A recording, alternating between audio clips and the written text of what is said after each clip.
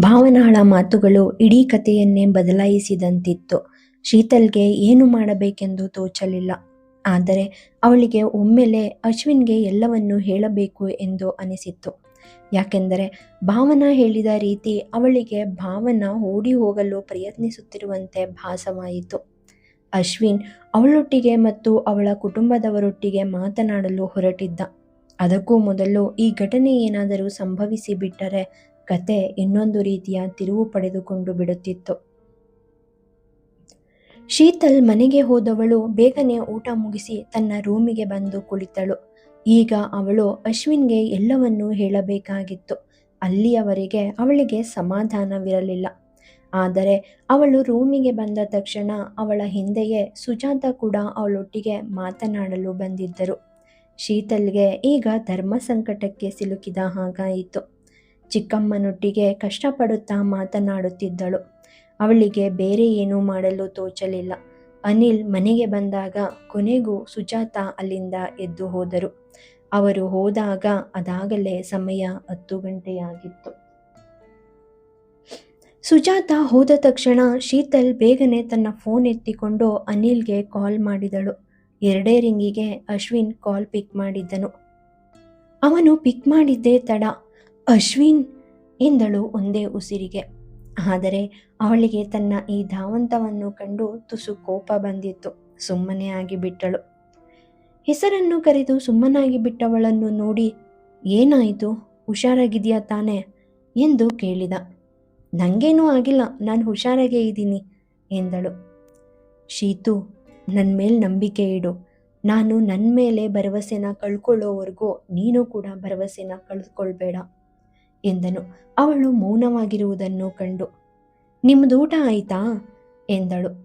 ಅಶ್ವಿನ್ ಮುಗುಳು ನಗುತ್ತಾ, ಹೌದು ಆಯಿತು. ಇತ್ತೀಚಿನ ದಿನಗಳಲ್ಲಿ ಯಾರೂ ನನ್ನ ಜೊತೆ ಊಟ ಮಾಡೋದಿಲ್ಲ. ಆದ್ದರಿಂದ ನಾನು ಸ್ವಲ್ಪ ತಡವಾಗಿ ತಿಂತೀನಿ. ನನ್ನ ಕಾರಣದಿಂದಾಗಿ ಯಾರೂ ಊಟ ಬಿಟ್ಟು ಎದ್ದೇಳಬಾರ್ದು ನೋಡು ಎಂದನು. ಶೀತಲ್ಗೆ ಅವನ ಮನದ ನೋವಿನ ಅರಿವಾಗಿತ್ತು. ಆದರೆ ಅದಕ್ಕೆಲ್ಲ ತಾನೇ ಕಾರಣ ಎಂದು ನೆನಪಾದಾಗ ತುಂಬ ನೋವಾಗುತ್ತಿತ್ತು ಅವಳಿಗೆ. ನಾನು ನಿಮಗೆ ಒಂದು ವಿಷಯ ಹೇಳಬೇಕಾಗಿತ್ತು ಎಂದಳು ತುಸು ಹೊತ್ತಿನ ಮೌನದ ನಂತರ. ಅಶ್ವಿನ್, ಏನು ಹೇಳು ಎಂದನು. ಭಾವನಾ ಬೇರೆ ಯಾರನ್ನೋ ಪ್ರೀತಿಸ್ತಾ ಇದ್ದಾಳೆ ಎಂದಳು. ಆ ಮಾತನ್ನು ಕೇಳಿದ ಅಶ್ವಿನ್ಗೆ ಒಮ್ಮೆಲೆ ಸಿಡಿಲರಗಿದಂತಾಗಿತ್ತು. ಏನು ಮಾಡಬೇಕು ತಿಳಿಯದೆ ಮೌನವಾಗಿ ಬಿಟ್ಟನು. ನನಗೆ ಇದು ಬಹಳ ದಿನಗಳಿಂದ ತಿಳಿದಿತ್ತು. ಆದರೆ ನೀವು ನಾನು ಉದ್ದೇಶಪೂರ್ವಕವಾಗಿ ಸುಳ್ಳು ಹೇಳ್ತಾ ಇದ್ದೀನಿ ಅಂತ ಭಾವಿಸಬಹುದು ಅಂದ್ಕೊಂಡು ಏನನ್ನೂ ಹೇಳಿರಲಿಲ್ಲ ಎಂದು ಹೇಳಿ ಮೌನವಾದಳು. ಅಶ್ವಿನ್ ತನ್ನ ಕೂದಲಿಗೆ ಕೈ ಹಾಕಿ ನೀವಿಕೊಂಡ. ಮತ್ತೆ ಭಾವನಾ ಇಲ್ಲಿವರೆಗೆ ಯಾಕೆ ಸುಮ್ಮನಿದ್ದಾಳೆ ಎಂದ ಅರ್ಥವಾಗದವನಂತೆ. ಈ ಬಗ್ಗೆ ನಾನು ಅವಳ ಹತ್ರ ಒಂದ್ಸಾರಿ ಮಾತಾಡಿದ್ದೆ. ಅವಳು ಮನೆಯಲ್ಲಿ ಇದ್ರ ಬಗ್ಗೆ ಮಾತಾಡಿರೋದಾಗಿ ಹೇಳಿದ್ಲು. ಆದರೆ ಎಂದು ಸುಮ್ಮನಾದಳು. ಅಶ್ವಿನ್ ನಿಟ್ಟುಸಿರು ಬಿಟ್ಟು, ನನಗೆ ಅರ್ಥ ಆಗ್ತಾ ಇದೆ. ನನ್ನ ಮಾತನ್ನೇ ಯಾರೂ ಕೇಳ್ತಾ ಇಲ್ಲ. ಇನ್ನು ಅವಳು ತಾನೇ ಏನು ಮಾಡಬಲ್ಲಳು ಎಂದನು ತನ್ನ ಸ್ಥಿತಿಯನ್ನು ನೆನೆದು. ನನಗೆ ಹೆಚ್ಚು ತಿಳಿದಿಲ್ಲ, ಆದರೆ ಬಹುಶಃ ಎಂದವಳು ತಡವರಿಸಿದಳು. ಆದರೆ ಏನು ಎಂದನು. ಅವಳು ಓಡ್ ಹೋಗೋಕೆ ಪ್ರಯತ್ನಿಸ್ತಿರಬಹುದು ಎಂದಳು ಶೀತಲ್. ಮರುಕ್ಷಣವೇ ಅಶ್ವಿನ್ ಆಶ್ಚರ್ಯದಿಂದ ಏನು ಎಂದನು. ಅವನು ಅವಳ ಮಾತನ್ನು ತೆಗೆದುಕೊಳ್ಳಲು ರೆಡಿ ಇರಲಿಲ್ಲ. ದಯವಿಟ್ಟು ನನ್ನ ಮಾತು ಕೇಳಿ. ನಿಮಗೆ ಇದೆಲ್ಲ ಸ್ವಲ್ಪ ವಿಚಿತ್ರ ಅನಿಸುತ್ತೆ ಅಂತ ನನಗೆ ತಿಳಿದಿದೆ. ನನಗೆ ಭಾವನಾ ಕಡೆಯಿಂದ ಕಾಲ್ ಬಂದಿತ್ತು. ಅವಳು ನನಗೆ ಇದ್ರ ಬಗ್ಗೆ ಯಾರಿಗೂ ಹೇಳಬಾರ್ದು ಅಂತ ಹೇಳಿದ್ಲು. ಆದರೆ ನನಗೆ ಮನಸ್ಸು ತಡಿಲಿಲ್ಲ, ನಿಮ್ಮ ಹತ್ರ ಹೇಳಿಬಿಟ್ಟೆ ಎಂದಳು. ಅವಳಿಗೇನಾದರೂ ಹುಚ್ಚಿಡ್ದಿದ್ಯಾ? ಮತ್ತೆ ನೀನು ಇಲ್ಲಿವರೆಗೆ ಯಾಕೆ ಮೌನವಾಗಿದ್ದೆ? ನೀನು ಇದನ್ನು ಮೊದಲೇ ಹೇಳಿದಿದ್ರೆ ಏನಾದರೂ ಮಾಡಬಹುದಿತ್ತು ಎಂದನು ಸ್ವಲ್ಪ ಗಲಿಬಿಲಿಯಿಂದ. ನನಗೆ ಹುಚ್ಚುತನದ ಬಗ್ಗೆ ಗೊತ್ತಿಲ್ಲ, ಆದರೆ ಬಹುಶಃ ಅವಳಿಗೆ ಬೇರೆ ದಾರಿ ಇಲ್ಲ ಅನಿಸುತ್ತೆ. ಮತ್ತು ನಾನು ನಿಮ್ಮ ಕಾರಣದಿಂದಾಗಿ ಮಾತ್ರ ಮೌನವಾಗಿದ್ದೆ ಎಂದಳು. ಯಾವುದೇ ದಾರಿ ಇಲ್ಲ ಅಂದರೆ ಏನರ್ಥ? ಅವಳೊಂದ್ಸಾರಿ ನನ್ನ ಹತ್ರ ಮಾತಾಡಬಹುದಿತ್ತು ಅಲ್ವಾ ಎಂದನು. ಅವನಿಗೆ ತಲೆ ಕೆಟ್ಟ ಹಾಗಾಗಿತ್ತು. ಮಾತಾಡಿದಿದ್ರೆ ನೀವೇನು ಮಾಡ್ತಾ ಇದ್ರಿ ಎಂದಳು ಮರುಕ್ಷಣವೇ. ಶೀತು ಗದರಿದನು ತುಸು ಕೋಪದಿಂದ. ಸರಿ, ಇದರಿಂದ ನಮಗೆ ಒಂದು ಪ್ರಯೋಜನ ಇದೆ. ನಮ್ಮಿಬ್ಬರು ಪ್ರೀತಿಯಿಂದ ತುಂಬ ಕೆಟ್ಟ ಪರಿಣಾಮ ಬೀರಿದೆ. ಭಾವನಾ ತನ್ನ ಪ್ರೇಮಿಯೊಂದಿಗೆ ಸೇರಿದ್ರೆ ಎಲ್ಲನೂ ಸರಿ ಹೋಗಬಹುದೇನೋ ಎಂದು ತನಗನಿಸಿದ್ದನ್ನು ಹೇಳಿದಳು. ಅಶ್ವಿನ್ಗೆ ಏನು ಹೇಳಬೇಕು ಎಂದು ಅರ್ಥವಾಗಲಿಲ್ಲ. ಆದರೆ ಶೀತಲ್ ಮಾತುಗಳನ್ನು ಕೇಳಿದ ಅವನಿಗೆ ತುಸು ಸಮಾಧಾನವಾಯಿತು. ನಿಡಿದಾದ ಉಸಿರನ್ನು ಹೊರಚೆಲ್ಲಿದವನು, ಅಂದರೆ ನಾವೀಗ ಫ್ರೀ ಆದ್ವಾ ಎಂದನು. ನಾನು ಕೂಡ ಅದನ್ನೇ ಹೇಳೋಕ್ ಬಂದೆ ಎಂದು ನಕ್ಕಳು. ಆದರೆ ನಾನು ಅವಳ ಜೊತೆ ಒಮ್ಮೆ ಮಾತಾಡಬೇಕಾಗಿತ್ತು ಎಂದನು. ನಿಮಗೆ ಹೇಗೆ ಅನಿಸುತ್ತೆ ಹಾಗೆ ಮಾಡಿ ಎಂದಳು. ನಾಳೆ ಈವ್ನಿಂಗು ನಾನು ಅವಳನ್ನ ಮೀಟ್ ಆಗ್ತೀನಿ. ಹಾಗೆ ಅಂಕಲ್ ಜೊತೆ ಕೂಡ ಮಾತಾಡ್ತೀನಿ. ಎರಡೂ ಕಡೆ ಪರಿಸ್ಥಿತಿ ಒಂದೇ ಆಗಿದ್ದರೆ ಎಲ್ಲನೂ ಸರಿಯಾಗೋ ಸಾಧ್ಯತೆ ಇದೆ ಎಂದನು. 2 ದಿನಗಳಿಂದ ಕಾಣೆಯಾಗಿದ್ದ ಆ ನಗು ಇಂದು ಶೀತಲ್ ಮುಖದಲ್ಲಿ ಮತ್ತೆ ಮೂಡಿತ್ತು ಅವನ ಮಾತುಗಳನ್ನು ಕೇಳಿ. ಥ್ಯಾಂಕ್ ಗಾಡ್, ಕನಿಷ್ಠ ನನ್ನ ಹೃದಯದ ಪ್ರಾರ್ಥನೆಯನ್ನ ನೀನು ಆಲಿಸಿರುವುದಕ್ಕಾಗಿ. ದೇವರಿದ್ದಾನೆ ಅನ್ನೋದು ಮತ್ತೊಮ್ಮೆ ಸಾಬೀತಾಯಿತು. ನೆಮ್ಮದಿಯ ನಿಟ್ಟುಸಿರು ಬಿಡುತ್ತಾ ಹೇಳಿದ. ಕಳೆದ ಕೆಲವು ದಿನಗಳಲ್ಲಿ ನಾನು ಹೇಗೆ ಕಳೆದಿದ್ದೀನಿ ಅನ್ನೋದು ನನಗೆ ಮಾತ್ರ ಗೊತ್ತು. ಪ್ರತಿದಿನ ನಿನ್ಗನ್ನ ಕಳ್ಕೊಳ್ಳೋ ಭಯ ನನ್ನನ್ನು ಹುಚ್ಚಿಯನ್ನಾಗಿ ಮಾಡ್ತಾ ಇತ್ತು ಎಂದು ಭಾವುಕಳಾದಳು. ಅವಳ ಮಾತುಗಳನ್ನು ಕೇಳುತ್ತಿದ್ದ ಅಶ್ವಿನ್ ಮೌನವಾಗಿ ಕುಳಿತಿದ್ದನು. ಅವನು ಸುಮ್ಮನಾದುದನ್ನು ನೋಡಿದ ಶೀತಲ್, ನೀನೆಲ್ಲವನ್ನ ಸರಿ ಮಾಡ್ತೀಯಾ ಅನ್ನೋ ನಂಬಿಕೆ ಬರ್ತಿದೆ ನನಗೆ ಎಂದಳು. ಅಶ್ವಿನ್ ಎಂದು ಮುಗುಳ್ನಕ್ಕನು. ದೇವರು ನಮ್ಮ ಜೊತೆ ಇದ್ರು. ನಾನು ನಾಳೆ ದೇವಸ್ಥಾನಕ್ಕೆ ಹೋಗಿ ಬರ್ತೀನಿ ಎಂದಳು. ಶೀತಲ್ ಮಾತುಗಳನ್ನು ಕೇಳಿದ ಅಶ್ವಿನ್ ನಕ್ಕನು. ಸರಿ, ನೀನೀಗ ಮಲ್ಗು. ನಾನು ಬೆಳಿಗ್ಗೆ ಬರೋಕೆ ಆಗದೆ ಇರಬಹುದು. ಹಾಗೇನಾದರೂ ಬಂದಿಲ್ಲ ಅಂದರೆ ಈವ್ನಿಂಗು ಶಾಪ್ 7 ಗಂಟೆಗೆ ಬಸ್ ಸ್ಟ್ಯಾಂಡಲ್ಲಿ ಸಿಗೋಣ ಎಂದು ಕಣ್ಣು ಮಿಟುಕಿಸಿದನು. ಸರಿ ಎಂದಳು ಶೀತಲ್. ಐ ಲವ್ ಯು ಎಂದನು ಅಶ್ವಿನ್. ಈ ಮಾತಿಗೆ ನನಗೆ ಸಾಯಂಕಾಲ ಉತ್ತರ ಸಿಕ್ತು ಎಂದು ನಾಚುತ್ತಾ ನಕ್ಕಳು. ನೀನು ಯಾವಾಗಲೂ ಹೀಗೆ ನಗ್ತಾ ಇರಬೇಕು. ನಿನ್ನ ನಗುವಿನಲ್ಲಿಯೇ ನನ್ನ ಸಂತೋಷ ಅಡಗಿದೆ ಎಂದನು ಅವನು. ಸರಿ, ನಾಳೆ ಏನು ಮಾತಾಡಬಹುದು ಅದ್ರ ಬಗ್ಗೆ ಯೋಚಿಸಿ, ಬಿಟ್ರೆ ಕವಿಯಾಗ್ಬಿಡ್ತೀಯ ಎಂದು ಮತ್ತೊಮ್ಮೆ ನಕ್ಕಳು. ಅಶ್ವಿನ್ ನಗುತ್ತಾ, ನೀನು ನನಗೆ ಪ್ರೀತಿಯಿಂದ ಯಾವುದೇ ಬಿರುದು ಕೊಟ್ಟರೂ ನಾನು ಸ್ವೀಕರಿಸ್ತೀನಿ. ಕವಿ ಅಂತ ಹೇಳಿದ್ಯಾ, ನಿನ್ನ ಮೇಲೆ ಲೆಕ್ಕವಿಲ್ಲದಷ್ಟು ಶಾಹಿರಿ ಬರಿತೀನಿ ನೋಡೀಗ ಎಂದು ಅವಳನ್ನು ಛೇಡಿಸಿದನು. ಅವನ ಮಾತಿಗೆ ಜೋರಾಗಿ ನಕ್ಕವಳು, ಬೇಡ ಬೇಡ, ನಿನ್ನ ಕವಿತೆ ನಿನ್ನ ಮನಸ್ಸಲ್ಲೇ ಇರಲಿ ಎಂದವಳು ಗುಡ್ ನೈಟ್ ಇಂಪಾಗಿ ಹೇಳಿದಳು. ಲವ್ ಯು ಎಂದನು ತನ್ಮಯನಾದವನಂತೆ. ಕಾಲ್ ಕಟ್ ಮಾಡಿದ ನಂತರ ಶೀತಲ್ ತುಂಬ ಸಂತೋಷದಿಂದ ರೆಕ್ಕೆ ಬಂದ ಹಕ್ಕಿಯಂತೆ ಆಕಾಶದಲ್ಲಿ ಹಾರಾಡುತ್ತಿದ್ದಳು. ತನಗಿಷ್ಟವಾದ ಹಾಡೊಂದನ್ನು ತನಗಷ್ಟೇ ಕೇಳಿಸುವಂತೆ ಹಾಡಿಕೊಳ್ಳುತ್ತಾ ಕಂಬಳಿಯನ್ನು ಮೈತುಂಬ ಎಳೆದುಕೊಂಡು ಮಲಗಿದಳು. ನೆಮ್ಮದಿಯಿಂದ ನಿದ್ರೆಗೆ ಜಾರಿದ್ದವಳಿಗೆ ಸೊಂಪಾದ ನಿದ್ರೆ ಅವಳನ್ನು ಆವರಿಸಿತ್ತು. ಬೆಳಿಗ್ಗೆ ಎದ್ದಾಗ ಮೊಬೈಲ್ ಬೀಪ್ ಸೌಂಡ್ ಮಾಡಿ ತನ್ನ ಇರುವಿಕೆಯನ್ನು ಹೇಳಿತ್ತು. ಅಶ್ವಿನ್ನಿಂದ ಗುಡ್ ಮಾರ್ನಿಂಗ್ ಸುವರ್ಣ ಸಂದೇಶ ಆಗಷ್ಟೇ ಬಂದಿತ್ತು. ಇವನು ಕೂಡ ಈಗಲೇ ಎದ್ದಿದ್ದ ಎಂದು ಮನದಲ್ಲೇ ಅಂದುಕೊಂಡವಳು ಟೈಮ್ ನೋಡಿದಳು. 6ಕ್ಕೆ ಏಳುವುದು ಅವಳ ದಿನದ ರೂಢಿ. ಇಲ್ಲ, ಬೆಳಿಗ್ಗೆ ಪೂಜೆ ಪುನಸ್ಕಾರ ಅನ್ನೋದೆಲ್ಲ ಇರುತ್ತೆ ಅವನಿಗೆ. ಎಲ್ಲ ಮುಗಿಸಿ ಈಗ ಮೆಸೇಜ್ ಮಾಡಿರಬಹುದು ಅಂದುಕೊಂಡಳು. ಆದರೆ ಅವನು ಕೂಡ ಆಗಷ್ಟೇ ಎದ್ದಿದ್ದ. ಬಹಳ ದಿನಗಳ ಬಳಿಕ ಚಂದವಾದ ನಿದ್ರೆಯಾಗಿತ್ತು ಅವನಿಗೆ. ಎಲ್ಲವೂ ಇಂದಿನ ದಿನದ ಮೇಲೆ ಅವಲಂಬಿತವಾಗಿರುವುದರಿಂದ ಅವಳ ಹೃದಯದಲ್ಲಿ ಇನ್ನೂ ಸ್ವಲ್ಪ ಭಯವಿತ್ತು. ಆದರೆ ಎಲ್ಲೋ ಅವಳ ಹೃದಯದಲ್ಲಿ ಸಂತೋಷದ ಭಾವನೆ ಮೂಡಿತ್ತು. ಏಕೆಂದರೆ ಇಂದಿನಿಂದ ಅವಳು ಅಶ್ವಿನ್ ಜೊತೆ ಒಳ್ಳೆಯ ಸಮಯವನ್ನು ಕಳೆಯಲು ಪ್ರಾರಂಭಿಸುವವಳಿದ್ದಳು.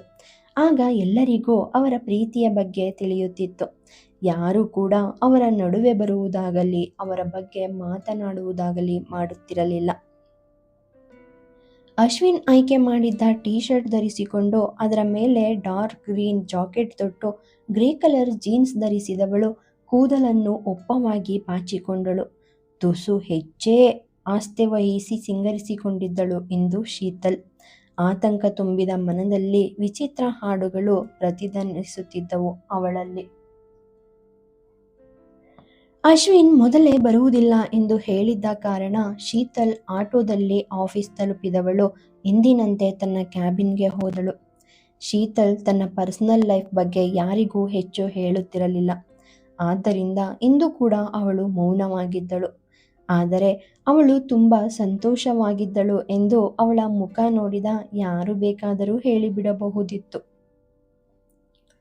ಆಫೀಸಲ್ಲಿ ಇಂದು ಜಾಸ್ತಿ ಕೆಲಸವಿರಲಿಲ್ಲ, ಅಥವಾ ಶೀತಲ್ಗೆ ಹಾಗೆ ಅನ್ನಿಸಿರಬೇಕು. ಸುಮ್ಮನೆ ಯಾವುದೋ ಫೈಲ್ ಹಿಡಿದು ಕುಳಿತಿದ್ದಳು. ಮನಸ್ಸೆಲ್ಲೋ ಲೋಕ ಸಂಚಾರ ಮಾಡುತ್ತಿದ್ದರೆ ಯಾಂತ್ರಿಕವಾಗಿ ಹಿಡಿದ ಫೈಲ್ ಅವಳು ತುಂಬ ಸಮಯವನ್ನು ಸದ್ದು ಮಾಡದೆ ತಿಂದು ಹಾಕಿತ್ತು. ಶೀತಲ್ಗೆ ಅತ್ತ ಗಮನ ಹರಿದಾಗ ಮನದಲ್ಲೇ ನಕ್ಕಳು ಅವಳು. ಶೀತಲ್ ಆಫೀಸ್ ಟೈಮಲ್ಲಿ ಯಾವತ್ತೂ ಅಶ್ವಿನ್ ಜೊತೆ ಮಾತನಾಡುತ್ತಿರಲಿಲ್ಲ. ಯಾಕೋ ಇಂದು ಮಾತನಾಡಬೇಕು ಎಂದು ತುಂಬ ಅನಿಸಿತು. ಆದ್ದರಿಂದ ಒಂದು ಸಣ್ಣ ಮೆಸೇಜ್ ಕಳುಹಿಸಿ ನಂತರ ಅವಳು ಮತ್ತೆ ತನ್ನದೇ ಆದ ಲೋಕದಲ್ಲಿ ಕಳೆದು ಹೋದಳು. ಆ ದಿನ ತುಂಬ ವೇಗವಾಗಿ ಕಳೆದು ಹೋಗಿತ್ತು. ಗಡಿಯಾರ ಸಂಜೆ 6 ಎಂದು ತೋರುತ್ತಿತ್ತು. ಅದನ್ನು ನೋಡಿದ ಶೀತಲ್ ಹೃದಯ ಬಡಿತ ಹೆಚ್ಚಾಯಿತು. ಸಮಯ ಕಳೆಯುತ್ತಲೇ ಇತ್ತು. ಶೀತಲ್ಗೆ ಇನ್ನು ಕಾಯುವ ತಾಳ್ಮೆ ಇರಲಿಲ್ಲ. ಅವಳು 6:30ಕ್ಕೆ ಆಫೀಸಿನಿಂದ ಹೊರಬಂದಳು. ಹೊರಬಂದರೆ ಅದೇ ಮೈ ಕೊರೆಯುವ ಚಳಿ. ಆ ಇಳಿ ಸಂಜೆಗೆ ಆಗಲೇ ಕತ್ತಲಾದಂತೆ ಅನಿಸಿತ್ತು.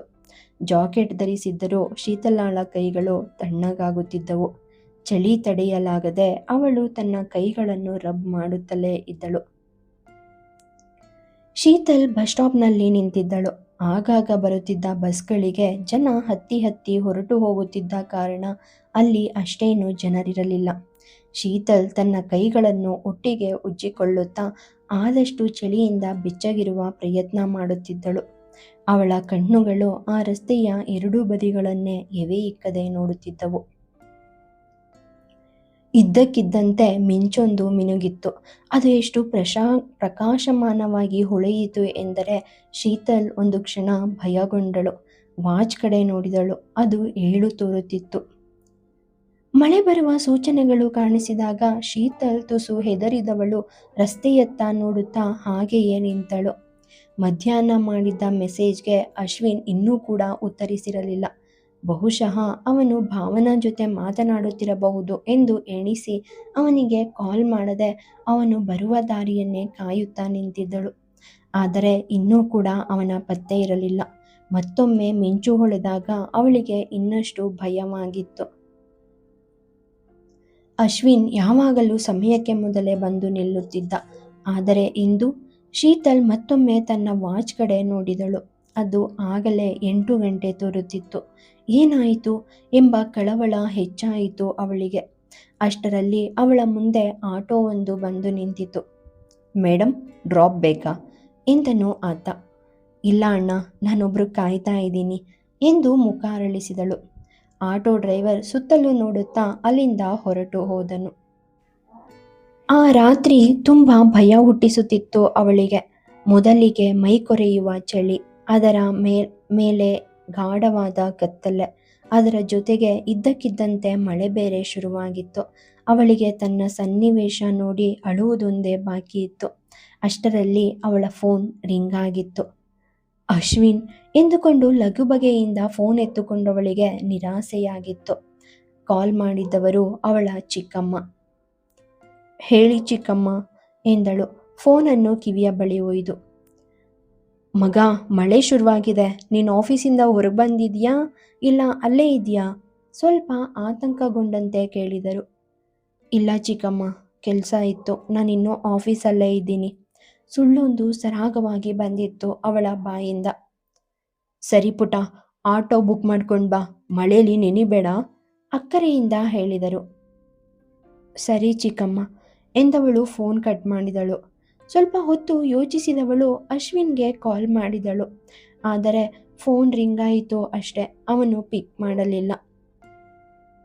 ಕಾಲ್ ಕನೆಕ್ಟ್ ಆಗೋದನ್ನು ಕೇಳಿದ ಶೀತಲ್ ಕಣ್ಣು ಮುಚ್ಚಿದಳು. ಆದರೆ ಅವಳಿಗೆ ಮನೆಗೆ ಹೋಗಲು ಮನಸ್ಸಿರಲಿಲ್ಲ. ಯಾಕೋ ಅಳು ಒತ್ತರಿಸಿ ಬರುತ್ತಿತ್ತು. ಕಷ್ಟಪಟ್ಟು ತಡೆದಿಟ್ಟುಕೊಂಡಳು. ಸ್ವಲ್ಪ ಸಮಯದ ಬಳಿಕ ಮತ್ತೊಂದು ಆಟೋ ಅವಳ ಮುಂದೆ ಬಂದು ನಿಂತಾಗ ಅವಳು ಅದನ್ನು ಹೋಗುವಂತೆ ಹೇಳಿ ಅಲ್ಲೇ ನಿಂತಳು. ರಾತ್ರಿ 9 ದಾಟುತ್ತಿತ್ತು ಸಮಯ. ಭಾರೀ ಮಳೆಯ ಕಾರಣ ರೋಡ್ ಆಲ್ಮೋಸ್ಟ್ ಖಾಲಿಯಾಗಿತ್ತು. ಜೋರಾಗಿ ಬೀಸುತ್ತಿದ್ದ ಗಾಳಿ ಮಳೆಯ ದಿಕ್ಕನ್ನೇ ಬದಲಾಯಿಸುತ್ತಿತ್ತು. ಹಾಗೆ ಆದಾಗೆಲ್ಲ ಮಳೆಯ ಹನಿಗಳು ಶೀತಲಳನ್ನು ತೋಯಿಸುತ್ತಿದ್ದವು.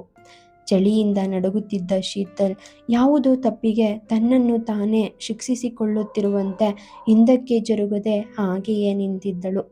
ಕಾರೊಂದು ತನ್ನ ಲೈಟ್ಗಳನ್ನು ಬೆಳಗುತ್ತಾ ಅವಳ ಬಳಿಗೆ ಬರುತ್ತಿರುವುದನ್ನು ಗಮನಿಸಿದಳು ಅವಳು. ಕ್ಷಣ ಅವಳ ಮುಖವರಳಿತು. ಕೊನೆಗೂ ಬಂದ್ನಲ್ಲ ಅಂದುಕೊಂಡಳು. ಅವಳ ಕಣ್ಣುಗಳಲ್ಲಿ ನೀರುಗಳು ತುಂಬಿಕೊಂಡವು. ಇಷ್ಟೊತ್ತು ಕಾಯಿಸ್ಬಿಟ್ನಲ್ಲ ಎಂದು ನೊಂದುಕೊಂಡಳು. ಆಗಲೇ ಕಾರ್ ವೇಗವಾಗಿ ಬಂದು ಶೀತಲ್ ಬಳಿಗೆ ಬರುವಾಗ ಅದು ನಿಧಾನವಾಯಿತು. ಕಾರನ್ನು ಗಮನಿಸಿದವಳ ದುಃಖ ಇನ್ನಷ್ಟು ಹೆಚ್ಚಾಯಿತು. ಆ ಕಾರು ಅಶ್ವಿನ್ದಾಗಿರಲಿಲ್ಲ. ಶೀತಲ್ ಮುಂದೆ ಕಾರು ನಿಂತಾಗ ಕಿಟಕಿಯಿಂದ ಹೊರಗೆ ಸ್ವಲ್ಪವಷ್ಟೇ ಕತ್ತು ಚಾಚಿದ ಸೌರವ್ ಶೀತಲ್ ಎಂದು ಕರೆದನು.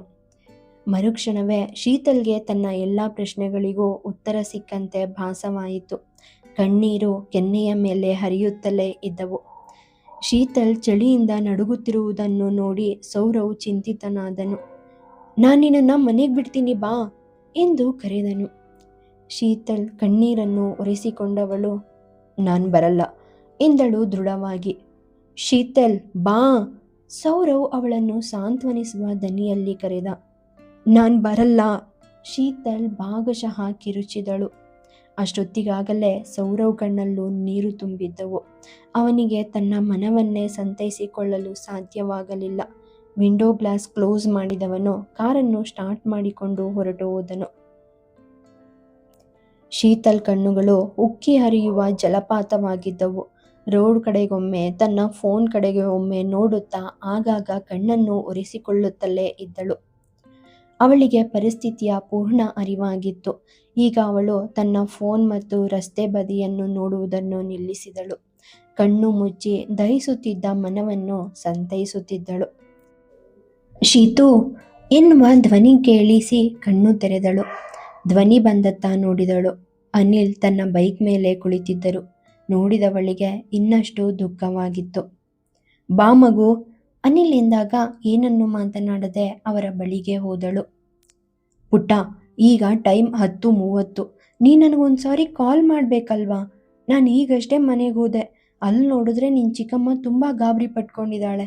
ಇಷ್ಟೊತ್ತಲ್ಲಿ ಆಟೋ ಬಸ್ ಅಷ್ಟಾಗಿ ಬರಲ್ಲ, ಮೊದಲೇ ಮಳೆ ಬೇರೆ ಎನ್ನುತ್ತಾ ತಮ್ಮ ಬಳಿ ಇದ್ದ ಇನ್ನೊಂದು ರೈನ್ ಕೋಟನ್ನು ಅವಳ ಕೈಗೆ ಕೊಟ್ಟರು. ಮೌನವಾಗಿ ಅದನ್ನು ಧರಿಸಿಕೊಂಡ ಶೀತಲ್ ತುಟಿ ಬಿಗಿದೆ ಅವರ ಹಿಂದೆ ಕುಳಿತಳು. ಮಳೆ ಸುರಿಯುತ್ತಿದ್ದ ಕಾರಣ ಅವಳು ಹತ್ತಿರುವ ಗುರುತಾಗಲಿ ಕಣ್ಣಲ್ಲಿ ಹರಿಯುತ್ತಿದ್ದ ನೀರಿನ ಅರಿವಾಗಲಿ ಅನಿಲ್ ಅವರಿಗೆ ಆಗಲಿಲ್ಲ.